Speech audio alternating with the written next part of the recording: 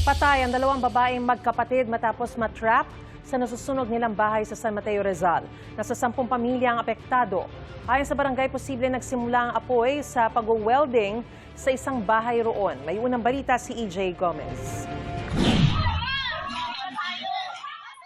Naglalagablab na apoy na may kasamang makapal at maitim na usok ang bumalot sa ilang bahay sa Barangay Malanday, San Mateo, Rizal, pasado alas 11 ng umaga kahapon. Lakas na Pahirapan ang pag-apula ng apoy dahil masisikip ang daan sa nasusunog na compound ayon sa BFP. Maliliit po talaga yung eskinita and then tabi-tabi po yung bahay. Pagdating po talaga natin, talagang tupok na po at napakalaki na po ng apoy. Sa tapat po ng compound na nasusunog, doon po tayo pumesto para mag-conduct ng fire suppression activity. Mabilis na natupok ng apoy ang 6 na bahay ayon sa barangay. Ito po ay nagsimula sa pag-welding po ng bahay dahil nagre-repair po. Tumalsik po yung mga baga sa baba na tinamaan po yung mga kama. Linamon na ng apoy. Sinubukan pa raw nilang apulahin ang apoy gamit ang fire extinguisher pero di na kinaya.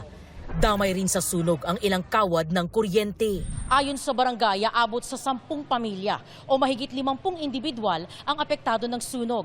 Dito sila pansamantalang nananatili sa basketball court ng Barangay Malanday. Kabilang sa mga nasunugan ng pamilya Gangan na nagdadalamhati ngayon sa pagkamatay ng 2 babaeng magkapatid na edad 7 at 11. Pagbaba ko, bit-bit ko yung 2 kong anak. Hindi ko napansin na wala na sila sa tabi ko. Paglabas ko, yung nagsisigaw na ako sa labas na andun yung kapatid ko. Hindi ko na kasunod. Masakit. Kasi 2 buhay na wala. Pero biglaan na lang talaga eh. Hindi na namin alam kung anong gagawin. Natagpuan po natin yung 2 bata po, isa second floor po, mga estimated 3.3 meters away from sa CR. During retrieval operations nga po natin doon, so ang dami na pong debris na nakapatong po sa kanila. So, hindi ko po tinignan. Kasi pag nakita ko, mababago yung memory ko sa kanila. Sobrang sakit. Wala kasi kami nun. Pasensya na sa kanila. Bilang tatay nila, hindi ko sila naligtas. Natupok din ang bahay ni Evelyn na nalaman na lang daw ang sunog mula sa live stream sa social media. May nasalubong akong kapitbahay, ang sabi, nasusunog daw yung bahay ko. Kaya umuwi ako dali-dali. As in talagang malaking apoy. Wala na. Totally yung taas namin, talagang wash out.